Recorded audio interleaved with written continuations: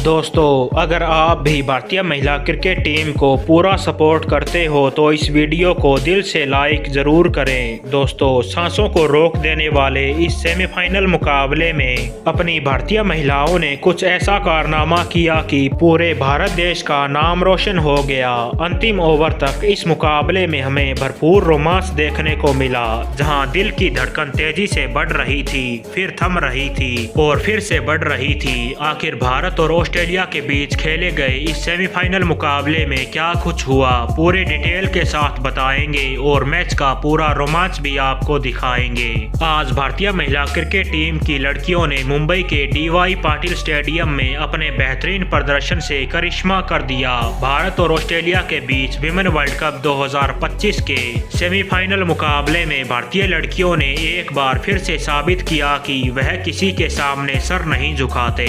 आज भारतीय लड़कियों ने मैदान पर इतिहास रच दिया, जिसे देखकर आप भी गर्व महसूस करोगे। भारत और ऑस्ट्रेलिया के बीच खेले गए सेमीफाइनल मुकाबले की पूरी हाइलाइट्स आज की इस वीडियो में पूरी तरह से विस्तार से हम आपको बताएंगे। लेकिन उससे पहले अगर आप भी भारत को दिल से सपोर्ट करते हो तो इस वीडियो को लाइक करके शेयर जरूर करें। तो चलिए दोस्तों, बिना किसी देरी के इस वीडियो को शुरू करते हैं। दोस्तों, आईसीसी महिला वर्ल्ड कप 2025 का एक और रोमांचक और धमाकेदार मुकाबला भारत और ऑस्ट्रेलिया महिला टीम के बीच आज खेला गया, जहां दोनों ही टीमों के बीच हमें कांटे की टक्कर देखने को मिली। इस मुकाबले में ऑस्ट्रेलिया के कप्तान ने टॉस जीता और पहले बल्लेबाजी करने का फैसला किया।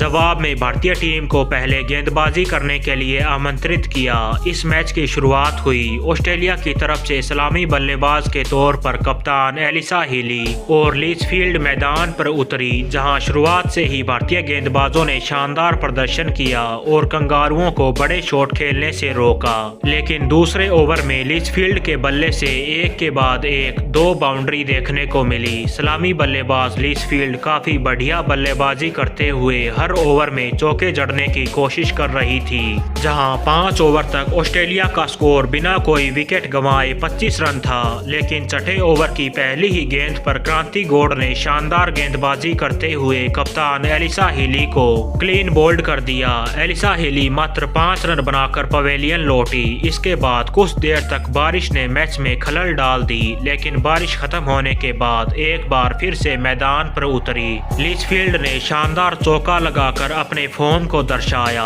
अगले ओवर में एलिस पेरी के बल्ले से भी एक और शानदार चौका देखने को मिला।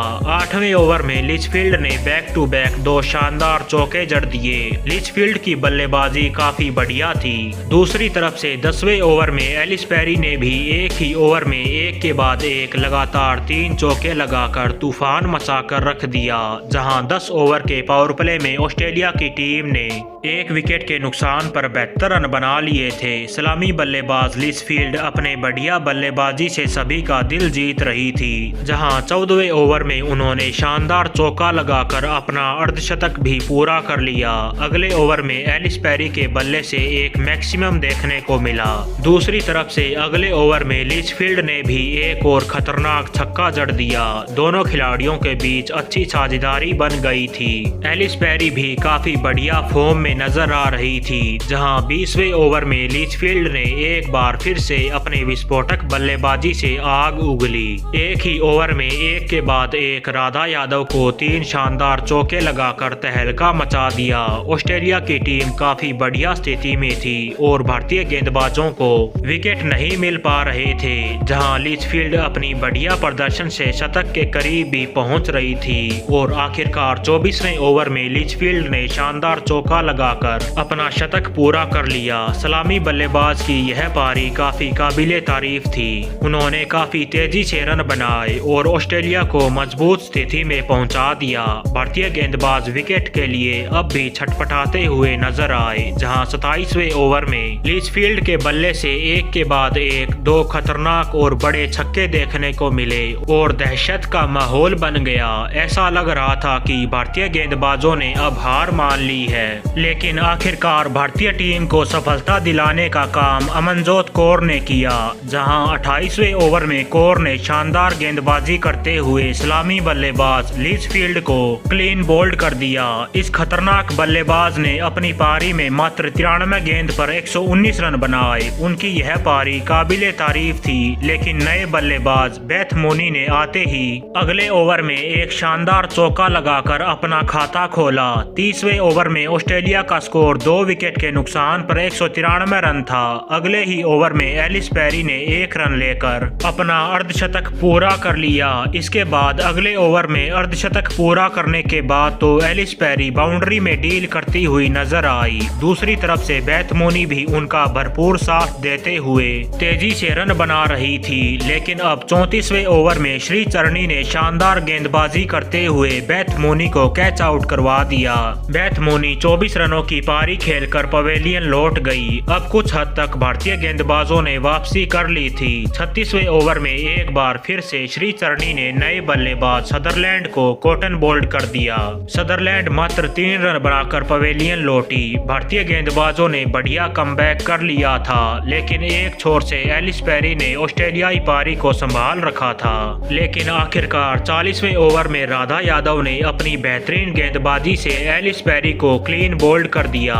एलिस पेरी 77 रनों की बढ़िया और खूबसूरत पारी खेलकर पवेलियन लौटी, लेकिन अगले ही ओवर में नए बल्लेबाज तालिया ने आते ही बैक टू बैक 2 शानदार चौके जड़कर 10 रन बटोर लिए। दूसरी तरफ से एशले गार्डनर भी शानदार बल्लेबाजी कर रही थी, जहां 42वें ओवर में पहले तो गार्डनर ने एक शानदार चौका जड़ा, लेकिन इसी ओवर में अमनजोत कौर की गेंद पर तालिया रन आउट का शिकार हुई और मात्र 12 रन बनाकर पवेलियन लौट गई। भारतीय गेंदबाजों ने ऑस्ट्रेलिया पर अच्छी तरीके से अपना प्रेशर बना लिया था। 45वें ओवर में गार्डनर के बल्ले से एक गगनचुंबी छक्का देखने को मिला।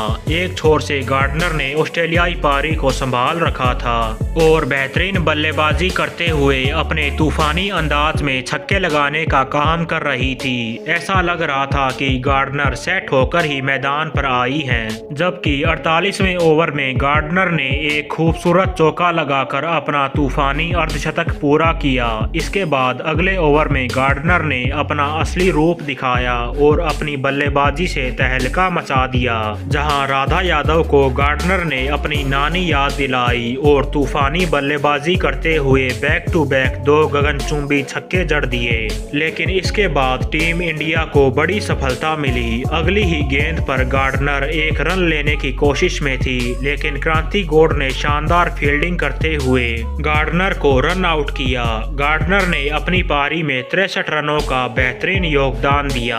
अब ऑस्ट्रेलिया की टीम ऑल आउट के कगार पर थी, जहां अगले ओवर में दीप्ति शर्मा ने पहले तो एलाना किंग को कैच आउट करवा दिया और उसके बाद अगली ही गेंद पर नए बल्लेबाज मोलिनी को भी क्लीन बोल्ड कर दिया।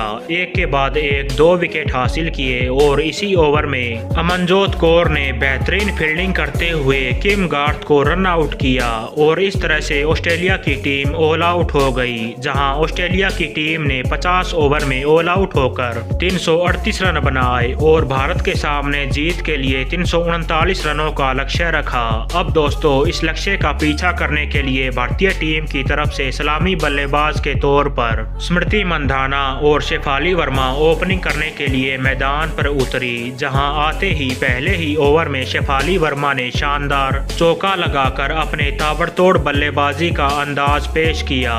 दूसरे ओवर की दूसरी ही गेंद पर शेफाली वर्मा ने एक और चौका जड़ा, लेकिन अगली ही गेंद पर किम गार्थ ने शानदार गेंदबाजी करते हुए तूफानी बल्लेबाज शेफाली वर्मा को LBW आउट कर दिया। शेफाली वर्मा 10 रन बनाकर पवेलियन लौट गई। अब स्मृति मंधाना का साथ देने के लिए मैदान पर जेमिमा रोड्रिग्स आ चुकी थी, जहां छठे ओवर में स्मृति मंधाना के बल्ले से एक मैक्सिमम देखने को मिला। इसी ओवर में जेमिमा ने एक और चौका जड़ा। स्मृति मंधाना काफी बढ़िया अंदाज में नजर आ रही थी और जेमिमा तो ऐसी बल्लेबाजी कर रही थी जैसे कि मानो डग आउट से ही सेट होकर आई है। अब 10वें ओवर में स्मृति मंधाना ने पहले तो एक चौका लगाया, लेकिन अगली ही गेंद पर एक बार फिर से किम ने तूफानी गेंदबाजी करते हुए स्मृति मंधाना को कैच आउट करवा दिया। स्मृति मंधाना 24 रनों की शानदार पारी खेलकर चलती बनी। 10 ओवर के पावर प्ले में टीम इंडिया 2 विकेट के नुकसान पर 60 रन बना चुकी थी। 11वें ओवर में जेमिमा ने एक शानदार चौका जड़ा। अगले ओवर में एक और शानदार शानदार बाउंड्री देखने को मिली, जहां 14वें ओवर में जेमिमा रोड्रिग्स और हरमनप्रीत कौर ने एक शानदार बाउंड्री लगाकर ओवर में 10 रन बटोरे। देखा जाए तो हरमनप्रीत कौर और जेमिमा के बीच शानदार साझेदारी पनप चुकी थी और हर ओवर में हरमनप्रीत कौर और जेमिमा बाउंड्री लगाते हुए नजर आई। 20 ओवर में भारतीय टीम 2 विकेट के नुकसान पर 116 रन पर आ चुकी थी। अगले ही ओवर में जेमिमा ने एक शानदार चौका लगाकर अपना अर्धशतक पूरा कर लिया। दूसरी तरफ से हरमनप्रीत कौर का बल्ला भी शानदार चल रहा था और उनके बल्ले से हमें ताबड़तोड़ क्लासिकल चौके भी देखने को मिल रहे थे। ऑस्ट्रेलियाई गेंदबाजों को विकेट नहीं मिल रहे थे। भारत ने इस मैच में अपनी जमकर पकड़ मजबूत कर ली थी। 26वें ओवर में हरमनप्रीत कौर ने एक और चौका लगाया।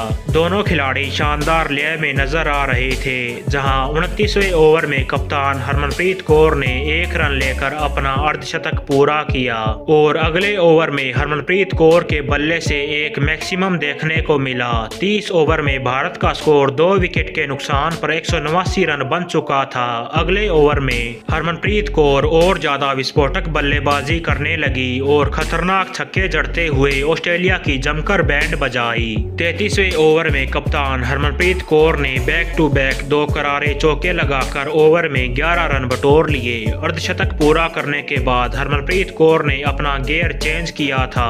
उनकी बल्लेबाजी के आगे ऑस्ट्रेलियाई गेंदबाजों ने हार मान ली थी, लेकिन आखिरकार टीम इंडिया को 36वें ओवर में बड़ा झटका लगा, जहां ओवर की दूसरी गेंद पर सदरलैंड ने बेहतरीन गेंदबाजी करते हुए कप्तान हरमनप्रीत कौर को कैच आउट करवा दिया। कप्तान हरमनप्रीत कौर ने 89 रनों की शानदार पारी खेली। अब जेमिमा रोड्रिग्स का साथ देने के लिए मैदान पर दीप्ति शर्मा आ चुकी थी। अब नए बल्लेबाज दीप्ति शर्मा ने शानदार चौके के साथ अपना खाता खोला। दीप्ति शर्मा काफी बढ़िया बल्लेबाजी करते हुए नजर आई, जहां उनके बल्ले से भी हमें क्लासिकल शॉट देखने को मिले। जहां 40 ओवर में भारतीय टीम ने 3 विकेट के नुकसान पर 257 रन बना लिए थे।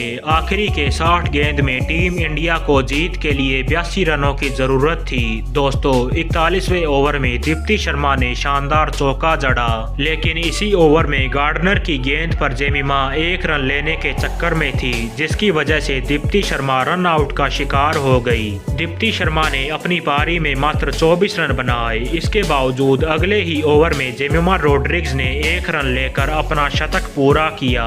जेमिमा की यह पारी काबिले तारीफ थी। उनकी बल्लेबाजी की वजह से टीम इंडिया अपने लक्ष्य के करीब पहुंची। इसी ओवर में ऋचा घोष के बल्ले से एक गगनचुंबी छक्का देखने को मिला। अगले ओवर में जेमिमा ने स्वीप के जरिए एक और चौका जड़ा।